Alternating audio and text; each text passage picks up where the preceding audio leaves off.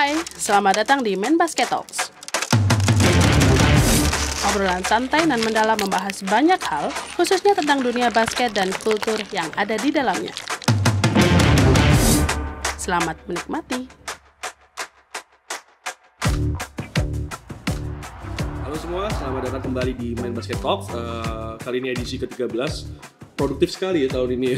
Baru bulan ini produktif sekali, udah bikin 3 podcast. Ini podcast ke-13 dan untuk season 2020 berarti ke-4. Lagi-lagi nggak sendiri, ada bintang tamunya karena bertepatan dengan IBL seri Surabaya. Jadi kita culik beberapa orang dan kali ini salah satunya adalah pemain ngomong muda juga udah nggak muda. Pemain tim yang lagi on fire nih, dari tim NSH Jakarta ada Widianta Putra Teja. Drum roll. Halo Wid. Halo. Apa kabar Wid? Baik Mas. Baik. Seger ya? Seger lah. Alhamdulillah. Jadi Widi datang di sini hari ini buat podcast sama kita, ngobrol tentang banyak hal. Seperti biasa, semua obrolan di sini unscripted. Enggak bercanda. Kalau yang itu bercanda. Widi sekarang di NSH Jakarta. NSH juga lagi on fire, tapi jauh sebelum ngomong ke situ, seperti biasa gue selalu mulai obrolan ini dengan gimana sih awal mula Widi bermain basket? Awal mula bermain basket. Yoi. Awal mulanya banget ya. Yoi. Awal mulanya itu dari saya kelas TK deh kayaknya. Hah, TK. serius tuh? TK. Wow. Jadi saya itu selalu ngikutin kakak-kakak saya. Jadi kakak saya main apa, saya ikutin. Dan waktu itu kakak saya main basket di sekolah basket CLS waktu itu. Dan koko saya itu masih SD lah. Koko yang kemana nih? Yang keberapa? Yang pertama itu SD kalau nggak salah, dia ikut ke CLS. Nah di sana aku ikut-ikutan aja, ngikutin kakak saya latihan kan. Kakak saya latihan, terus akhirnya bilang sama papa, mau dong ikut latihan juga Sabtu Minggu gitu kan, daripada nganggur di rumah. Ya udah ikut akhirnya. Terus berawal dari sana sih. Tapi sebenarnya saya olahraga semua itu saya mainin olahraga. Jadi kayak bola saya mainin, futsal, wusu bahkan saya mainin. Oh iya, itu asik tuh. Itu asik sih, wusu. Iya, wusu. Tapi ngomongin Koko sebenarnya dijelasin dikit dong, keluarga Widi itu berarti ada berapa bersaudara berarti? Saya 3 bersaudara, saya anak 3. Cowok semua? Main basket semua? Main basket semua, cuman nggak sampai ke Liga Pro. Yang saya ke Liga Pro cuma saya doang. Oh asik. Itu aja. Sebenarnya awal waktu mau ngundang Widi itu ada kebingungan terdalam di saya sendiri yang ngundang karena itu tadi Widi ini latar belakangnya campur-campur ya. Orang Bali, lahir di tanah Sunda, hidupnya di Surabaya. Kalau ditanya orang mana juga bingung jawabnya ya kan. Susah sekali. Keluarga besar Bali, lahir di Cianjur, tapi bisanya bahasa Jawa. Iya, face-nya oriental. Kan sulit. Bingung jadi. Iya. Asli mana ini orang? Asli mana? Sebenarnya tadi awalnya mau ngomong bahasa Surabaya podcastnya, cuma ternyata Widi nggak bisa banget. Jadi bilingual sebenarnya. Lanjut tweet tadi dari kakak, ikutin kakak, terus akhirnya katanya sempat ke Pasifik juga ya? Itu Pasifik itu udah mulai agak serius sih, masuk Pasifik itu udah mulai ke SMP kan. Nah dari SMP kan kayak dapet beasiswa ke sekolah gara-gara basket gitu kan. Nah itu mulai seriusnya di sana. Mulai serius ke basket tuh karena dari basket saya bisa mendapatkan beasiswa di sekolah. Kakak juga dapat gak? Atau Widito? Kakak waktu itu juga dapat di PPI dulu, sekarang NSA namanya kan. Nah itu juga dapat beasiswa basket dari basket.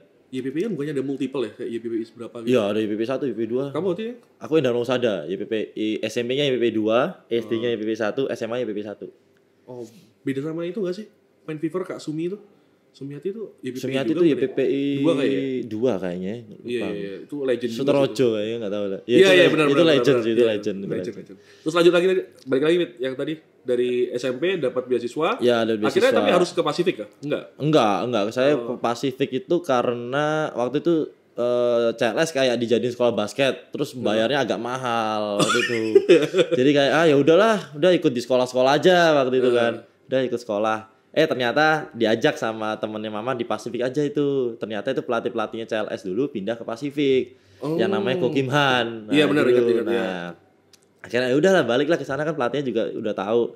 Balik ke Pasifik ya lumayan masih murah Pasifik kan waktu itu. Jadi ikut segala macem, terus dapat beasiswa SMP. Terus akhirnya mau pas ke SMA ada beasiswa di IPH kan. Ya udah akhirnya itu serius banget di basket gara-gara itu sih. SMA pindah ke IPH. SMA pindah ke IPH. Dapat tawaran dari Soateng waktu itu kan. Sampai sekarang ya. Sampai sekarang dia masih. Iya kan benar. Dari Tapi situ sih seriusnya. dengan di IPH itu akhirnya nggak bisa ikut DBL. Ya aturannya emang waktu itu seperti itu ya. Iya aturannya DBL. Jadi tapi sempet kan ikut yang 3x3. Ya. Kemana tuh Wit? Pergi ya? Amerika lah tetap. Wih, sombong banget ya orangnya. Tetap lah boleh lah. 5 lawan 5 nggak boleh tapi 3x3 boleh tetap ke Yo, Amerika. iya. Tetap juara juga. Tetap juara. Kasih.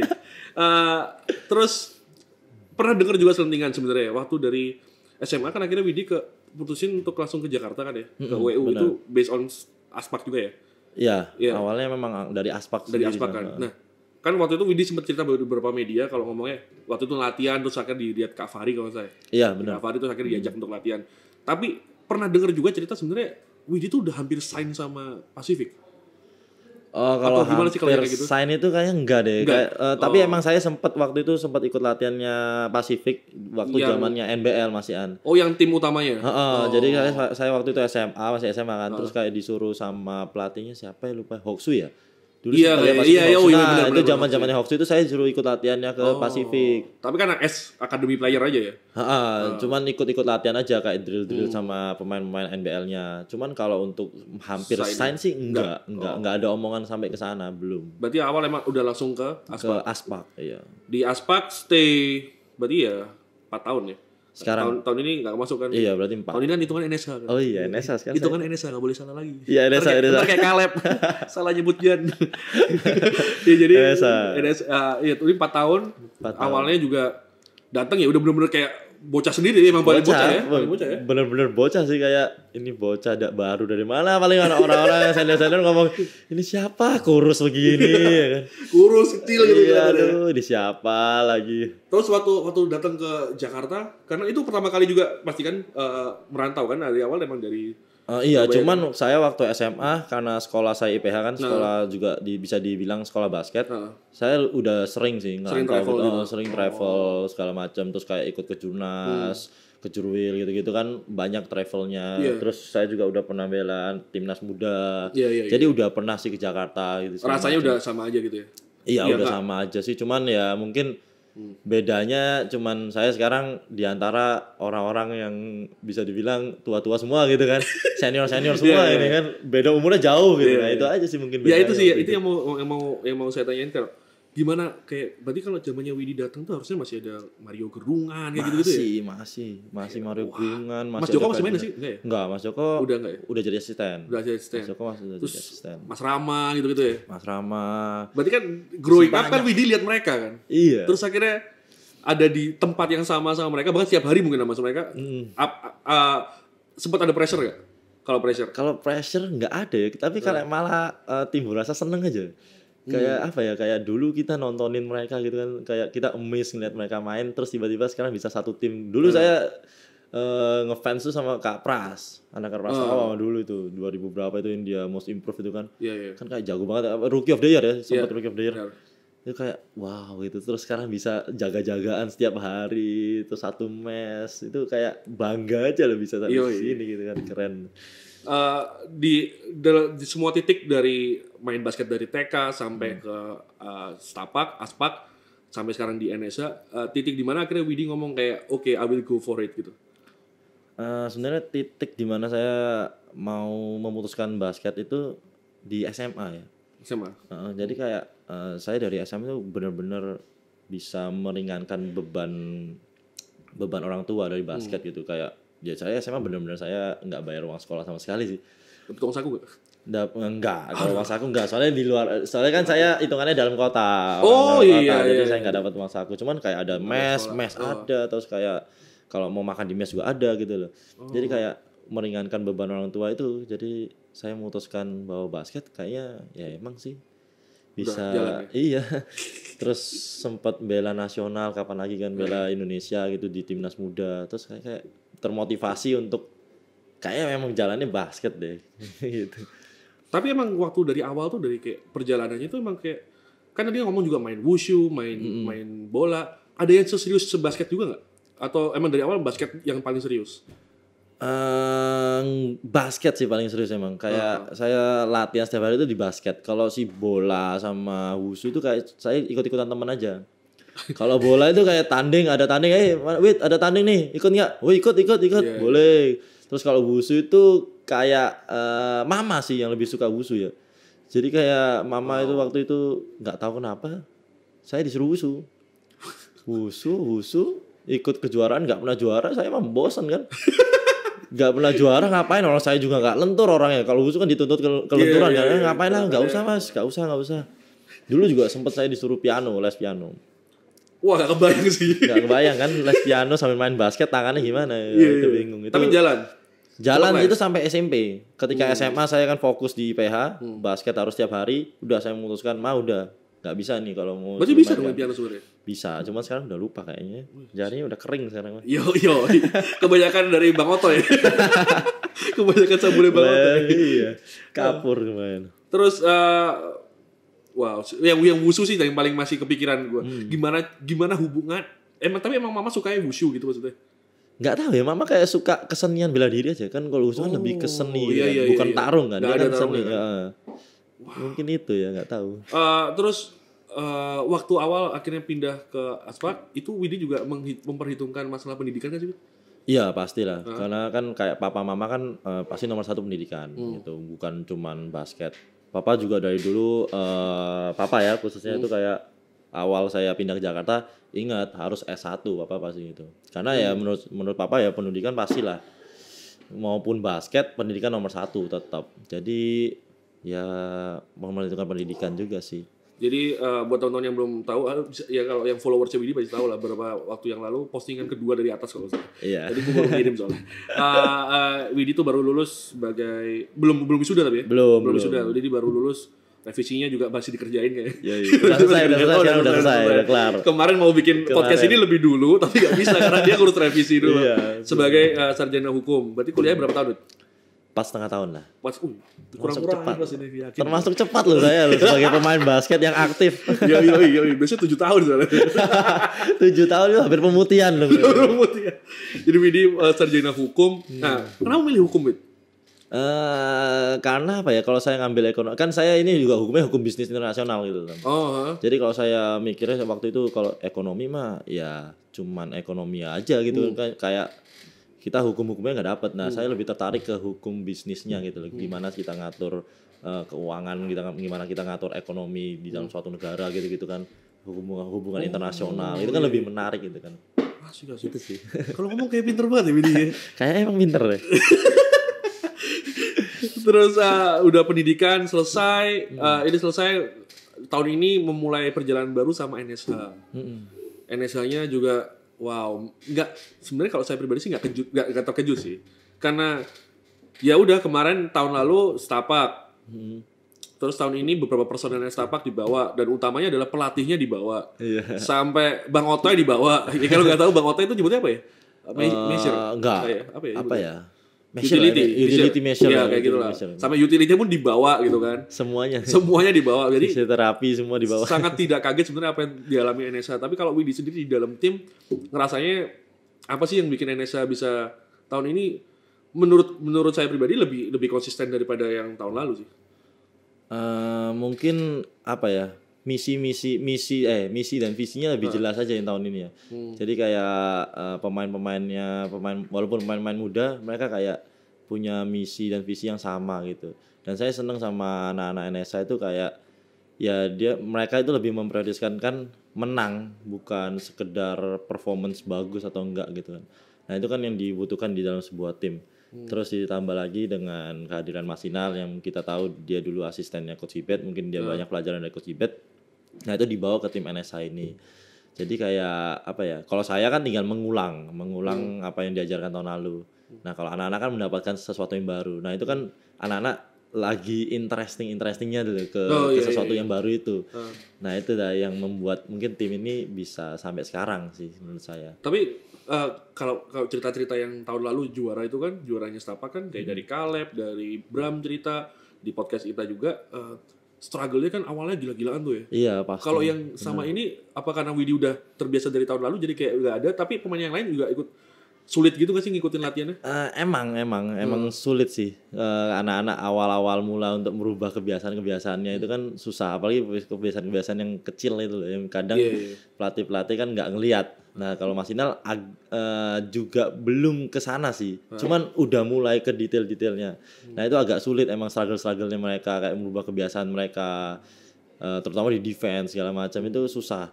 Cuman kalau saya kan kayak saya kan tinggal mengulang terus kayak membagi share apa yang saya udah dapatkan tahun lalu ke anak-anak. Mungkin itu yang bisa membantu tim kita lebih cepat sih beradaptasinya sama. Iya, apalagi kalau diingat Piala Presiden hancur lebur ya. Hancur lebur. Piala Presiden hancur lebur tiba-tiba. Waktu itu juga waktu Piala Presiden masih banyak yang cedera. Kayak Nur El Islami cedera, Nuri Pandey juga cedera. Jadi kan banyak yang nggak main. Jadi banyak yang off guard sebenarnya sama NSA nih ya. Kayak iya, banyak. Udah lah NSA lah, terus tiba-tiba dadat gitu. Terus ngomongin pemain asing juga nih, Wid. Gimana 3 pemain asingnya NSA menurut Widi? 3 pemain asing NSA sih sampai seri sekarang bagus sih. Kita kayak mereka berbaur sama lokal-lokalnya juga. Mereka kayak sharing segala macam sama kita, kayak apa ya, nyantol aja lah mereka. Terus kalau sama Wiggins emang udah dari tahun lalu lah mereka anak-anak NSA juga udah pada ngerti sama Wiggins. Terus kita kedatangan Mike Glover yang punya pengalaman yang banyak di dunia overseas basketball gitu kan. Jadi itu kan kayak mengeksplor kita juga sih tentunya gitu. Kalau dihitung, kalau di rate nih dari Widi pertama kali bermain bareng pemain asing, ini ada di mana? Pemain-pemain NSA ini maksudnya kalau di ranking nih kayaknya tahun ini paling enak, tahun ini paling enak, yang ini ada di mana? 1/10 gitu ya? Ya boleh. 1/10 ini sih menurut saya 8 lah. 8 ini enak soalnya orangnya itu kayak pemain-pemain impor ini kayak mau dikasih tahu juga sama pemain-pemain lokalnya. Jadi nggak suka-sukanya dia gitu. Iya, aku sering denger omongan seperti itu ya, kayak mereka nggak nongkrong sama pemain lokal, nggak mau dengerin pemain lokal. Emang beneran bisa separah itu ya? Iya, kalau dulu sih sempet ya ada kayak gitu, kayak tahun berapa gitu saya lupa di Aspak emang ada kayak gap gitu antara pemain lokal dan pemain asing. Nah itu kan karena kita main tim, kita tim satu main di lapangan, masa kita harus ada gap gitu walaupun di luar lapangan. Tapi itu ngaruh banget sih. Dan saya merasakan itu waktu tahun lalu, benar-benar merasakan itu tahun lalu. Jadi kayak kita pemain asing dan pemain lokal tuh di satu derajatin lah, maksudnya di dalam kondisi yang sama sama. Stapak. Waktu sama Stapak itu kan kayak dijadiin satu gitu, nggak ada gap itu ya kita emang ngaruh dari luar lapangan pun dibawa ke dalam lapangan jadi emang berbaur gitu kan. Itu kan ngaruh banget di olahraga tim apalagi kan gitu. Dan sekarang beruntungnya dapat lagi. Dan sekarang beruntungnya kita mendapatkan pemain-pemain asing yang mau dikontrol gitu, yang mau berbaur. Terus sekarang eyes-nya on the prize only. Hah? Sekarang Widi eyes on the prize only, ingin ke juara, udah langsung ingin mempertahankan juara sebagai diri sendiri ya? Kan kalau timnya kan nggak mempertahankan juara. Iya, kalau saya sendiri ya sih, saya dari awal musim kayak saya pengen juara lagi emang ininya sih. Kalau targetnya masalah improve player kayak tahun lalu dapat most improved player ya. Terus tahun ini dengan gelar yang kemarin gitu ada yang ingin diimprove lagi gak? Kalau ada yang ingin diimprove ya pasti lah saya. Oh iya, sorry. Maksudnya yang diimprove tuh poin apa aja sih gitu? Poin-poin yang diimprove ya. Mungkin kalau menurut saya emang dari off season saya kan di tahun lalu saya emang kurang di shooting. Nah itu saya mencoba untuk improve di tahun ini ya shooting itu. Terus caranya membuat poin segala macam itu kan tahun lalu saya emang kurang. Jadi saya sekarang di tim baru dan saya melihat kondisi tim ini ya memang membutuhkan yang point getter juga, bukan cuma point guard, ya itu yang saya coba untuk kembangkan di sana gitu. Nah ini mungkin orang yang nggak ngeh juga sih, di balik kayak kemarin gue juga nanya Caleb sih, kayak Caleb salah satu pemain yang paling efisien di liga sejauh ini. Kenapa gimana? Terus dia ngomong kalau ada preparation panjang, dia ngelatihnya gimana gitu. Kalau Widi sendiri kan tahun ini kayak naik banget nih sebagai leadernya. Padahal usianya juga baru 22. Ya, itu masih dibilang muda buat orang Indonesia katanya. Padahal ya semua usia sih muda sih menurut gua. Tapi muda, terus kemarin juga di Stapak sebenarnya bukan as a leader, bukan leader utamanya tim, terus sekarang jadi leader utama. Apa aja sih yang dipersiapin Widi gitu? Misalnya selain latihan mungkin, selain latihan ada apa aja sih? Mungkin baca buku atau apa gitu? Mental aja sih, mental terus kayak karena saya sekarang Tapi beruntungnya itu karena saya berada di tim muda juga. Jadi kan hampir semuanya seumuran gitu loh. Iya benar. Jadi kayak saya ngelit mereka itu kayak ya kita sama-sama ngelit gitu loh. Kita sama-sama membantu. Saya mencoba untuk ngelit kalian coba kasih masukan ke saya. Jadi kan kayak lebih mudah gitu loh. Karena saya berada di tim yang hampir seumuran. Mungkin ada beberapa yang senior. Dan senior-seniornya juga kayak mau di lead sama saya yang umurnya bisa dibilang agak jauh sih. Saya sama Karyan kan jauh. Saya sama Randika jauh. Nah, itu kan kayak saling membantu mereka gitu. Bukan Tengku Rian namanya. Tengku Rian masih apa? Rian Febrian. Rian Febrian. Iya bener kan? Salah. Instagramnya Tengku Rian. Oh bener ya? Iya. Oh iya, Instagramnya Tengku Rian. Sorry, kirain salah orang. Iya. Perjalanan Widi tadi sepanjang itu pasti nggak lepas dari kehadiran keluarga tadi yang salah satunya juga udah didukung pasti. Apa sih Wid? Siapa yang memberikan pengaruh paling besar Widi di basket? Dari keluarga nih kalau boleh. Nggak, ya pasti kan secara keluarga pasti mendukung semua. Tapi sebenarnya yang kayak pengaruhnya paling gede itu siapa? Di keluarga ini. Papa sih. Papa sama mama sih pengaruhnya paling gede karena kayak dulu itu kayak saya latihan gitu segala macam diantarin sama mereka berdua gitu. Kayak mereka berdua selalu nemenin latihan sampai selesai. Nah, itu kayak saya sekarang itu kayak punya sesuatu yang ingin saya tunjukkan gitu loh. Kayak saya mereka berdua Pak Mama udah totalitas waktu saya masih dianterin ke latihan. Ya sekarang saatnya mereka melihat hasilnya gitu loh. Jadi kayak ingin aja menunjukkan sesuatu yang bisa membuat mereka bangga gitu sih sekarang. Pengen balas gitu ya? Iya, pengen balas. Kayak kan Mama Papa kan udah kayak totalitas gitu. Bayangin aja selalu nemenin saya latihan 2 jam di Pasifik dulu, panas-panas gitu kan. Iya kan Pasifik panas 2 jam nganterin saya. Bener-bener ditungguin loh, nggak kadang pulang, kadang ditungguin sampai selesai beres latihan. Itu kan kayak sekarang saya kayak merasa kayak ya saya pengen balas sesuatu itu sebagai sesuatu yang membanggakan buat mereka berdua itu sih. Terus ngomongin 2019 mungkin salah satu tahun terbaiknya Widi lah ya. Iya. Dan kayak gitu tuh sempat ikut seleksi timnas. Iya. Sempat seleksi timnas meskipun akhirnya gak masuk ke tim SEA Games lah ya. Iya. Sampai sekarang juga gak di Indonesia Patriots. Gimana Wid pengalaman di timnas ya? Pengalaman di timnas ya. Iya. Yang kemarin sangat ya pengalaman yang baik lah. Ini pertama kali nggak sih itu? Pertama kali timnas senior ya, iya, pertama kali. Senior. Kayak seneng bangga gitu kan pertama kali dipanggil nasional gitu.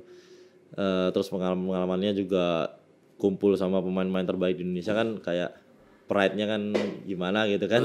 Terus main buat atas nama Indonesia itu kan punya kebanggaan tersendiri sih. Turunnya di mana aja? William Jones. Saya turun di William Jones, Taiwan sama Medan. Iya. Lengkap ya. Udah, itu saya terakhir di sana. Tapi ada improvement gak sih setelah ikut ke situ? Maksudnya ada improvement yang didapat dari hasil berkumpul di tempat itu dengan bukan dari Widi yang nambah sendiri atau apa ya? Bukan karena di sini gini nambah, tapi dari situ sendiri ada hal baru nggak sih yang didapat dari Widi? Pasti sih. Pasti kayak salah satunya ngelit seseorang gitu. Iya. Ngelit pemain-pemain yang lebih senior kan lebih susah kan. Ya, nah itu ya kan ngelit pemain-pemain senior kan lebih susah apalagi saya seorang point guard gitu saya kan harusnya ngelit di dalam lapangan dan itu masih struggle juga kalau ngelit orang-orang yang senior gitu. Nah sekarang saya bawa ke NSA dan saya mempunyai kesempatan untuk ngelit yang seumuran saya. Nah saya berusaha untuk bagaimana cara mengelit mereka yang benar terus cara menjadi leader yang baik gitu aja sih. Iya asik ini pinter juga ya. Gue jadi emis loh. Enggak bercanda. Soalnya kalau yang lihat IG-nya lihat apa ya kan ada Mr. Soki kan. Iya. Kocak kan bodoh. Susah diperkirakan nih orangnya enggak bisa dibaca nih orangnya. Terus udah ngomongin basket kita 2019 sampai akhirnya lulus sekarang. Apalagi sih yang pengen dicapai? Sebagai pemain basket oke, sebagai personal juga oke. Kalau sebagai pemain basket, cita-cita saya yang belum tercapai ya membela nasional lah di SEA Games, ya kan. SEA Games. Di SEA Games saja. Di SEA Games ya pokoknya internasional. Internasional. Tapi di 3x3 bukan udah sering. Udah pernah ya? Iya, cuman kan saya mau 505. Oh, iya. Nyoba 505. Kalau di 3x3 apa aja ya lupa Wid? 3x3 udah lumayan sering sih. Kayak saya 2014 yang paling berkesan tuh Youth Olympic Games. Oh iya. Itu paling berkesan, kayak multi event yang paling besar lah. Youth Olympic Games udah kayak Olympic. Sama itu bukan ya? Itu sama Vincent Rivaldo. Itu yang paling berkesan sih kalau di Track. Udah bayang sih kalau Track. Saya pernah ke Turkmenistan, pernah ke Hungaria, pernah kalau Track. Iya. Terus akhirnya Kalau sekarang 5 kan belum pernah, baru timnas muda doang. Saya pingin menjadi bagian dari timnas senior lah. Itu cita-cita saya di basket. Kalau personal ya gimana ya? Saya sih pinginnya nanti setelah basket mau jadi orang legal sih. Cuman belum tahu. Asli.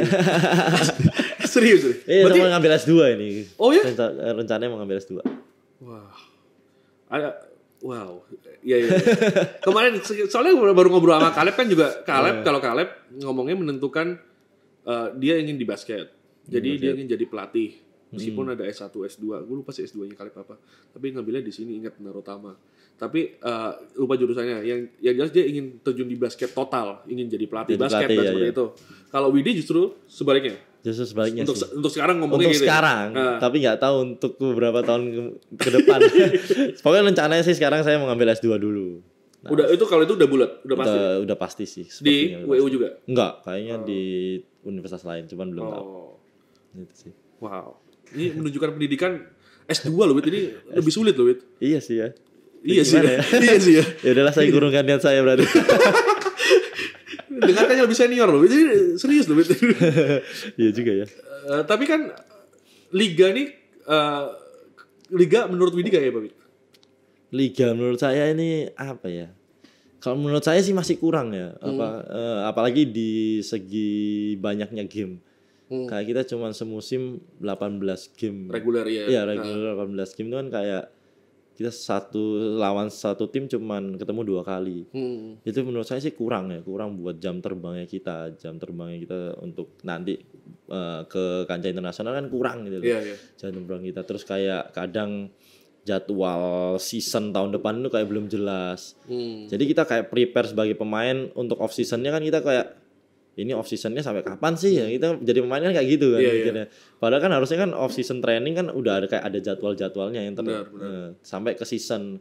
Gimana cara kita ngelatihan, jadi gimana caranya kita mau ningkatin endurance kita atau sampai kita nurunin endurance sampai kita itu kan ada jadwalnya harusnya sebagai pemain pro ya. Benar. Nah kalau misalnya jadwalnya season tahun depan aja belum jelas, gimana pelatih fisiknya mau kerja ya gitu kan. Itu kan simple ya, gambaran besarnya kan kayak gitu. Tapi kalau Liga sempat ngomongin jumlah liga, pengennya menurut Widi idealnya berapa sih? Kalau 82 kayaknya kebanyakan ya. Kalau 82 kan terlalu banyak lah. Kita juga berapa 10 tim ya, 10 tim. Iya. Jangan-jangan emang karena timnya terlalu sedikit, Wid? Nah, itu mungkin bisa jadi sih. Cuman waktu di liga sebelum ini bisa banyak kan 32 game hampir 30 kan? 33 game kan. Kenapa enggak seperti itu kan bisa. Harusnya kan bisa kan.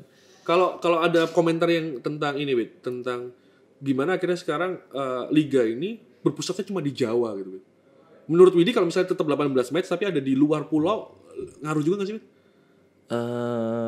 Menurut saya bisa ngaruh sih. Itu kayak membuat antusiasme orang-orang yang di daerah kan. Jadi kan kayak kita bisa nge-explore ini loh Liga Indonesia itu ke daerah-daerah yang mungkin bisa sekarang nontonnya di streaming. Dia bisa tahu sekarang kalau misalnya kita di daerah dia kayak bisa tahu ini loh liga profesional kita. Ini pemain-pemain Liga Pro-nya kita ini loh.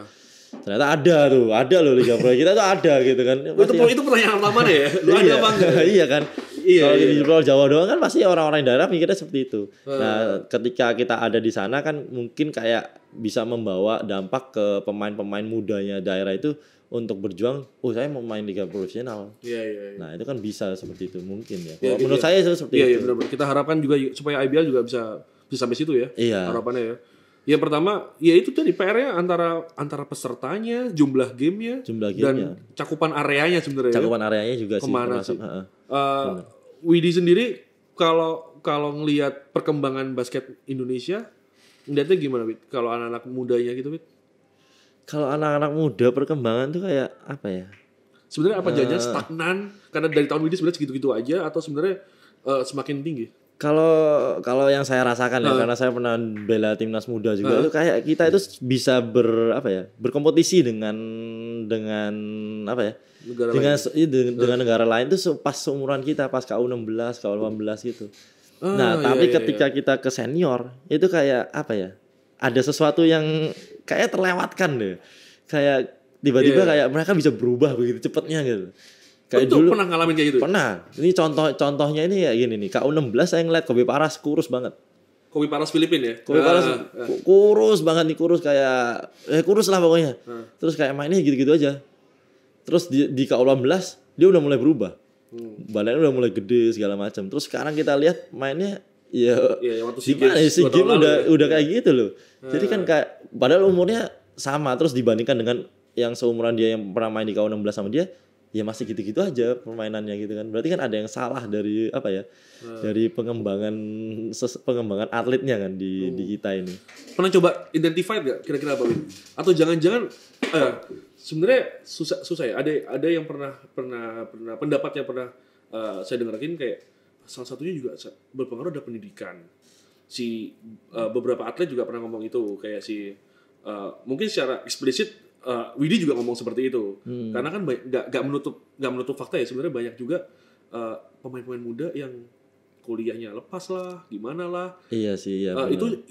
Itu juga menurut Widi pernah identify nggak sih kayak apa ya sebenarnya yang bikin kita lost gitu ya?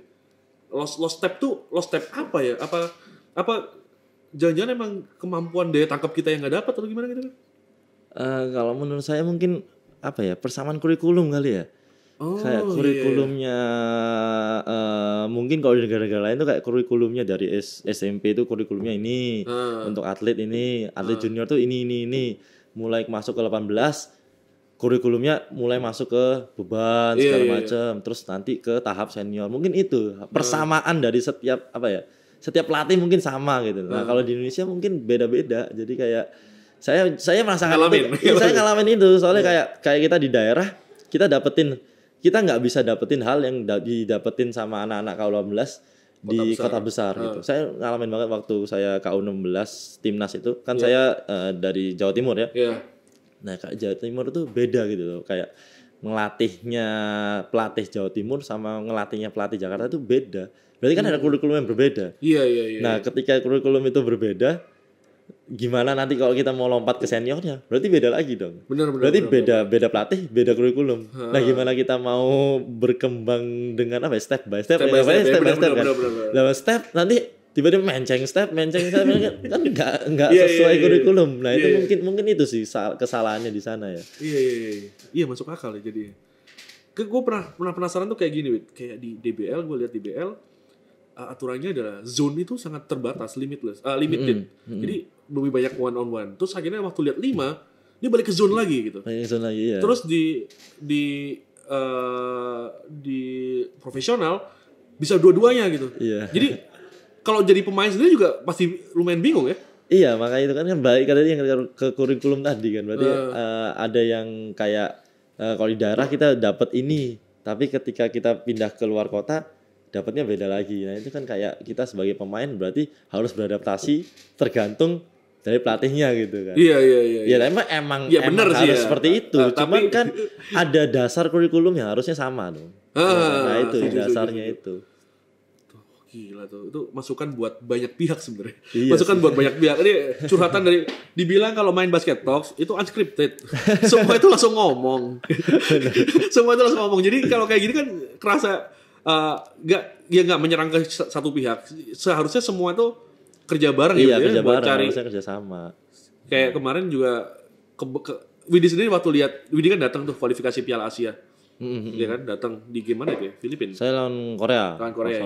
Lihat perbedaan sejauh itu, ngelihat itu rasanya gimana sih? Kayak lu kan karena nggak main lah ya. Karena nggak main, waktu ngelihat play-playnya mereka atau ngelihat cara mereka main tuh ngelihatnya gimana? Cara lawan ya. Miss sih. Cantik banget kayak ini loh, beauty of basketball itu ini loh. Dan bisa kita lihat kayak mau dilihat si Korea ini atletisme juga ya 1-2 orang pemain paling atletisme yang punya badan terus lompatan tinggi segala macam. Tapi dengan playnya mereka segala macam kan kayak kita lihat ya ini mereka punya karakter sendiri. Nah, dan yang kita lihat waktu FIBA Asia saya kalau 18 juga melihat Korea seperti ini ya. Berarti kan kurikulumnya sama kan. Permainan Korea itu ya seperti ini. Nah, waktu di KU 18. Nah kalau 18 kayak ya mereka bermain dengan tipe seperti ini sampai senior juga seperti ini. Nah itu kan berarti kan dasar kurikulumnya sama kan. Berarti satu negara, berarti Korea tuh kayak udah punya identitasnya sendiri gitu ya? Iya kayak dia punya karakter bermain ya seperti ini gitu loh. Nembak jarak Kalau di jauh. Indo gak ada tuh? Nah kalau di Indo tuh kayak, nah sekarang kita kedatangan pelatih Eropa, mulai kita ke arah Eropa ya kan. Oh iya. Kalau tahun lalu waktu itu kita ke Amerika, sempat gitu. ke Amerikaan, ada Filipina ke Filipina. Nah itu kan kayak yang mau ikutin siapa, kita harus tentuin ini mau ngikutin siapa, kita lebih cocok ke siapa gitu. Kalau waktu KU itu pernah dilatih pelatih asing juga? Saya kalau 18 dilatih Filipina. Nah itu Filipina banget, one on one banget. Kita gitu. dituntut untuk menjadi atletisme pemain yang mempunyai atletisme bagus gitu. Ya kalau menurut saya sebagai pemain Indonesia belum memadai lah kita atletisme kita itu buat permainan seperti itu sih. Ini cocok nih sama Widi. Atletisme ini sebenarnya orang-orang sering bias. Kan kalau di main basket kita adalah satu-satunya bahkan mungkin yang mengkampanyekan bahwa tinggi badan bukanlah segalanya. Iya benar. Kalau Widi sendiri ngelihat tinggi badan tuh di mana sih Wid? Di permainan basket ini? Tinggi badan itu bukan tolak ukur utama sih menurut saya. Tolak ukur utama itu kalau menurut saya itu kesiapan fisik sih. Kayak belum tentu tinggi badan dengan orang pendek itu kalah gitu. Iya. Ya contohnya itu saya lihat Abraham lah. Abraham kemarin bisa nunjukin dengan tingginya segitu di Korea dia bisa berapa poin gitu. Nah itu kan berarti bukan problem di tinggi badan. Ya emang kesiapan fisiknya dia udah siap. Dia siap untuk bermain di kancah internasional. Ya pasti dia bisa bermain. Itu. Ngomongin kesiapan fisik itu apa aja sih? Kalau menurut Widi? Kalau menurut saya kekuatan fisik itu kayak fisik endurance pasti itu kan, daya tahan tubuh, terus kayak otot besar dan otot kecil segala macam itu kan di tempat gym. Nah itu aja sih. Menurut Widi semua pemain profesional Indonesia tahu hal itu nggak?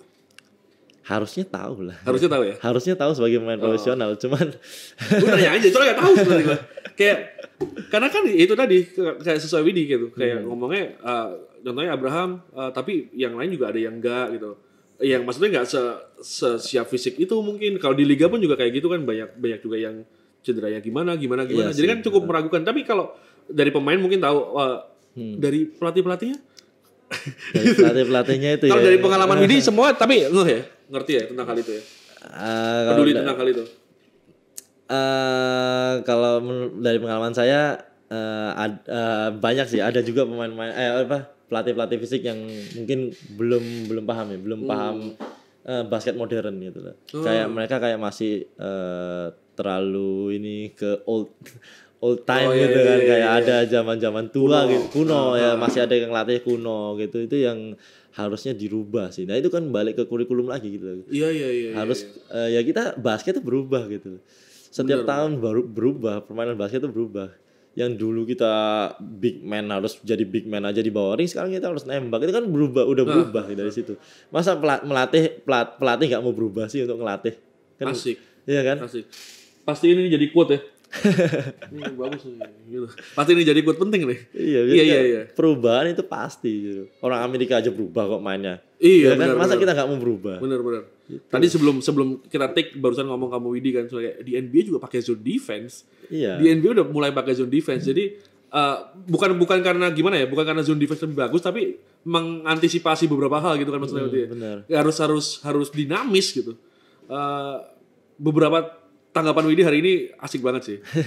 Tapi hal kalau main basket tuh nggak afdol kalau nggak ngomongin hidup gitu. Iya. ngomongin hidup sebenarnya tadi sebenarnya udah beberapa kali kita bahas tentang peran orang tua kayak gini. Kalau ditanyain moto hidup sebenarnya Widi apa sih, Wid? Moto hidup saya. Waduh. Apa dalam ya pertanyaannya ya? Asing gak sih? Moto hidup saya itu apa ya? Asik. Kayak mungkin dapat dari orang tua juga untuk menjadi sesuatu yang gimana gitu biasanya. Moto hidup saya itu, saya prinsipnya saya bisa mengubah sesuatu di lingkungan ini walaupun hal itu kecil gitu lah, kayak berpengaruh gitu lah. Saya berusaha untuk itu sih. Ya itu moto hidup saya. Langsung pelan kan ngomongnya. Iya. Semua Do what you love and love what you do lah kalau saya. Oh iya. Do what you love and love what you do.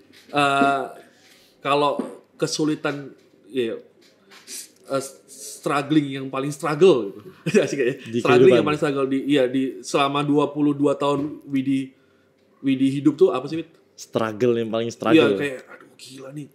Exhausted banget, capek banget sampai mungkin bunuh aja nangis gitu, mungkin sampai nangis gitu maksudnya. Mungkin bisa dibilang nggak lama ya dari sini. Kayak awal-awal mula saya masuk Liga Pro itu menurut saya itu struggle banget sih. Jadi kayak saya kan ngelompatin Liga Mahasiswa. Iya, nggak main sama sekali ya. Saya dari SMA langsung ke Liga Pro. Nah itu menurut saya struggle yang benar-benar struggle di kehidupan saya itu sih.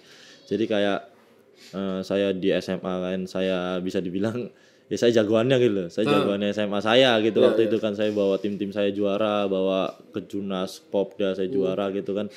Tapi waktu di Liga Pro ya emang keputusan saya untuk masuk Liga Pro langsung.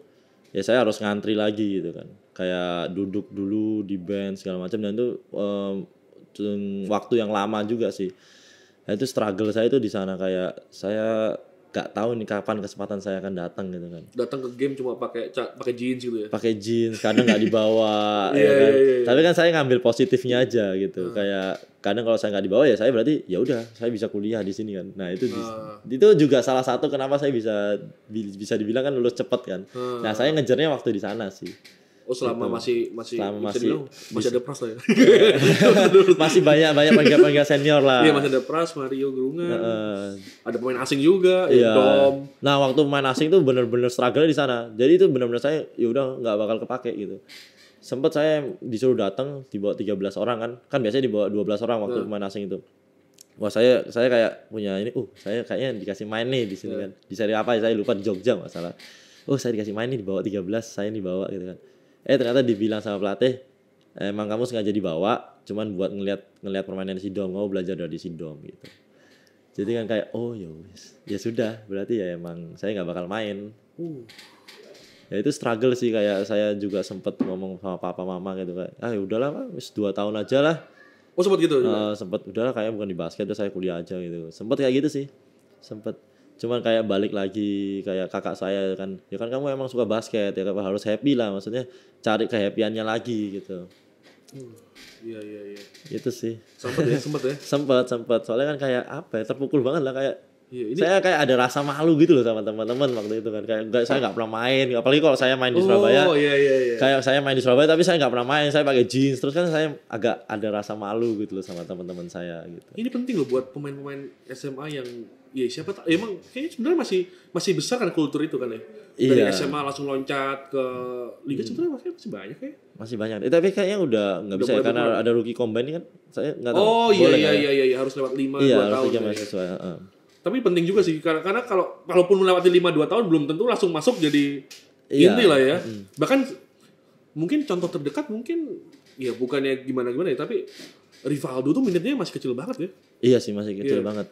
Jadi ini penting nih omongannya Widi nih buat overcome perasaan-perasaan bukan insecure sih ngomongnya. Ya emang pasti ada kesempatannya sih. Iya. Tapi kan kita nggak tahu kesempatan itu datangnya kapan gitu kan.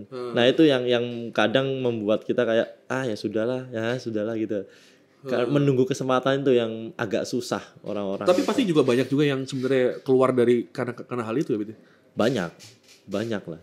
Ngeliat juga ya, ngeliat juga gitu. Kayak dulu ada kan, kayak dulu di Aspak ada yang siapa ya namanya, orang Surabaya juga kan keluar juga kan karena nggak jarang main. Oh iya, orang Surabaya? Atov kan ada dulu Aspak dulu kan. Oh itu Aspak tuh? Aspak. Oh iya. Mungkin dia kalau saya dengar seniornya emang kayak dia nggak kuat tekanan. Tapi emang tekanan tim besar mah besar banget. Udah nggak pernah main tapi dimarah-marahin pas latihan. Nah itu tim besar. Dan saya rasakan itu semua. Terus ekspektasi orang kan saat tahu oh iya main buat setapak gitu kan pasti nungguin kapan sih mainnya gitu ya. Nah itu kan kayak ya itu makanya tadi saya bilang kayak ada rasa malu juga waktu saya apalagi kalau main di Surabaya kan kayak teman-teman saya kan gitu. Nah, Wait, ngomong background tadi kan keluarga udah ceritain tuh. Terus tadi kan sebelum ini kita juga udah ngobrol, kakak sekarang bisnis, sebelumnya juga sempat kerja, bapak juga kerja gitu. Yeah. kalau penerimaan keluarga waktu memutuskan pekerjaan ini, Pekerjaan basket. iya, sempat ada kayak tadi kan kalau kamu sendiri ngomong kayak udahlah Pak 2 tahun aja terus kayak gini aja gitu. Tapi dari papa mama sendiri ada kayak ngomong, "Wait, udahlah kerja normal aja gitu." Enggak sih, kalau papa mama selalu Masih bebas dukung sih, dukung aja. Cuman ya itu tadi papa punya satu S1 tadi. request itu ya harus S1. Tapi Widi sendiri pernah selain karena tadi ya, pernah untuk terpikir untuk kerja kan kerja juga kayak gitu nggak sih kantoran gitu? Pernah sih. Ini saya kepikiran kayak setelah S1 saya kalau misalnya dapat tawaran dari BUMN, saya mau nyoba gitu. Ini Kan kayak apa? Ini nih. Apa namanya? Jangka panjang. Jangka panjang. Pikiran ini panjangnya. Cuman kan belum ada yang Ini kayaknya tahu. kita perlu kadang podcast sama BUMN kayaknya. Karena sekarang banyak kan emang ya itu. Iya, emang banyak kan, agak sempet banyak. Iya. Sempet waktu itu emang ada tawaran waktu yang setapak ada ya rumor-rumor bubar itu kan. Nah itu kayak ada tawaran dari senior juga sih ke Garuda Indonesia. Cuman karena saya belum lulus S1 saya nggak bisa. Gimana? Kemarin Caleb kita nyebut lagi mereknya. Sekarang ada merek lagi. Kemarin Caleb langsung Bank Indonesia gitu. Oh aduh. Beda tawarannya ya. Beda tawarannya ya. Garuda Indonesia waktu itu. Tapi menolaknya gimana? Bukan menolak ya, aku langsung kan dia kayak ini kamu harus ada S1 enggak? Waduh, saya belum lulus S1. Jadi kan saya enggak nolak. Ya kan kalau satu juga tinggal nunggu aja. Malah disuruh jadi pramugara gimana? Oh, Masa kamu iya, serius. Oh, kamu belum S1. Oh ya udah enggak apa-apa, kamu bisa bisa di pramugara dulu. Dan nanti kalau di pramugara, kamu mau pindah kantor kalau setelah nanti kamu dapat S1 gitu tawarannya.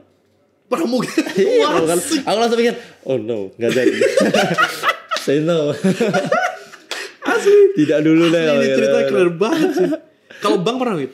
Kalau Bank belum. Pernah denger juga sama. Nah, kalau papa itu pengen banget aku di Bank Indonesia. Oh iya. Papa. Karena papa backgroundnya perbankan. Ya. Cuman ya kan belum ada yang tahu. Tawarannya di mana kan belum ada yang tahu. Kemarin kayaknya gue gak nanya ini ke Caleb, tapi nanya ke Bang Arya. Karena sebenarnya nanti podcast yang kedua ada Bang Arya. Yang Caleb gak gue tanya, tapi sebenarnya kalau buat hidup mencukupi gak sih sebenarnya Wid? Basket. Ideal nih, iya. Cukup sih. Kalau menurut saya cukup. Apa karena belum keluarga? Tapi yang contoh berkeluarga juga banyak kan ya? Iya, kayak kita lihat udah banyak yang berkeluarga tapi masih bermain basket banyak. Cukup sih karena apa ya? Menurut saya penghasilan dari basket ini udah ya manusiawi sih. Sudah. Iya, sudah bisa. Dari awal nggak? Dari maksudnya awal Widi terjun di profesional sudah manusiawi atau baru-baru aja manusiawi? baru-baru saja sih. baru-baru saja. Tergantung performance deh ya. Oh, Tergantung gitu. performance ya. Iya. Kayak apa ya? Ya sudah bisa menghidupi dia sendiri dan mungkin nanti anak orang kali. Maksudnya layaknya tuh sejalan gitu ya. Maksudnya begitu performance naik ya dihargai lebih tinggi gitu. Iya pastinya. Kan kita kayak menjual performance kita kan. Iya. Menjual jasa. Jasa. Benar. Cukup ya Wid ya? Cukup. Oh, itu. Kalau menurut saya cukup tuh. Kan bahkan kan curiga gitu. Banyak orang karena ada yang pensiun tuh usia dini beberapa pemain itu sebenarnya karena apa gitu kan? Kenapa sih yang menduga kayak gajinya nggak cukup nih? Tapi kan kita menerka-nerka tuh. Sebenarnya nggak ada yang tahu kan gajinya berapa. Iya sih. Nah, kalau masalah itu Widi lebih setuju mana sebenarnya? Transparansi atau enggak? Maksudnya hal-hal seperti itu dibuka ke umum atau enggak?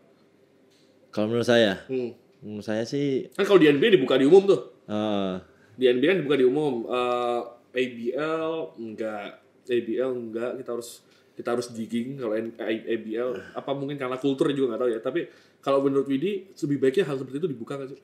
kalau menurut saya untuk sekarang ya, kalau untuk sekarang sih kayaknya belum siap. Soalnya kan kayak setiap tim belum mempunyai fasilitas yang sama sih kalau menurut saya. Jadi kayak tim besar sama tim bawah bisa bedanya jauh. Nah itu. Itu yang menurut saya belum siap, kalau di sini belum siap. Gitu. Belum siap. Dan tapi semoga kedepannya semua tim bisa memiliki fasilitas yang sama. Jadi kan lebih kompetisi lagi berarti kan liga. Tapi penting nggak menurut Widi kalau gitu tuh transparansi? Sebenarnya transparansi itu kalau transparansi penting sih, emang penting. Cuman gimana ya? Masih belum ya? Masih belum siap. Terus asosiasi pemain Asosiasi pemain. Nah, gimana menurut Widi? Karena gini, beberapa kayak ngomongin ya selain tadi karena ketimpangan tadi itu, menurut beberapa orang ketimpangan antara tim gede dan kecil itu bisa diperbaiki dengan dikurangi gapnya dengan kehadiran asosiasi pemain. Menurut Widi penting nggak? Gimana? Asosiasi pemain. Kan kalau di sepak bola udah ada tuh. Asosiasi pemain menurut saya penting sih ya. Kayak antar pemain kan butuh ini ya, butuh apa namanya? Iya, saling feedback aja saling gitu feedback ya. iya itu juga penting sih buat pemain. Jadi kadang-kadang kayak kita pemain kayak kita nggak tahu harus ngapain, itu kan juga bingung juga jadi pemain kan. Kita harus ngelapor ke siapa. Nah, kalau kita punya asosiasi pemain kan kita kayak bisa apa? Ya feedback tadi itu satu sama lain. Itu sih mungkin. Tapi sejauh ini kalau kayak gitu gimana, Wid? Sebenarnya ada forumnya nggak sih, Wid? Satu gede gitu pemain profesional itu ada nggak sih? Nggak ada. Belum ada sih kayaknya sekarang ya. Tapi kemarin kayak lihat di vlognya Mas Lutfianus Gunawan Lovre kayak kumpul-kumpul bukan ya? Pemain di Kediri gitu. Oh itu gitu kan ngapain? itu kayak apa ya, rapat ya kayaknya, kayak apa bilang yang soal apa match fixing ya. Oh. Nah, kayak ya pride apa money can buy your pride gitu-gitu kayak. Tapi nggak ngomongin penyuluhan itu gitu sama kan. sekali. Nggak sih. Oh. Cuman gambaran besar doang. Gambaran besarnya doang. Tadi Widi sempat nyinggung masalah cukup lah mungkin buat ngidupin orang lain. Emang udah arah ke situ? Nggak ada sih. Lagi jatuh cinta bukan ya? Enggak, habis putus cinta. Oh sih. Habis putus cinta udah enggak. Ini aku yang ini curiga. Kita naik kemungkinan di minggu ketiga kali ya. 2 minggu lagi baru naik nih podcast. Jadi ada kemungkinan nggak di 2 minggu itu putus cintanya sudah terobati atau masih tetap putus cinta? Ini yang kita tadi kan ragu, jadi kalau kita naikin ternyata aduh Mas udah ada enggak gitu. Lah, masih putus cinta lah. Masih putus cinta ya? Masih berkabung ya? Berkabung. Masih ingin menikmati hidup sendiri ya. Dari kemarin kan udah ada, Bit. Hah? Iya tapi ya emang namanya nggak cocok. Oh, nggak ya, cocok. Sudahlah. Sempat padahal yang waktu di vlognya Kak Ogi LDR. Ya LDR rumah ibadah. Saya kan udah dapat itu. Itu kan posisinya udah ada pasangan. Oh. Cuman emang nggak cocok. Nggak cocok.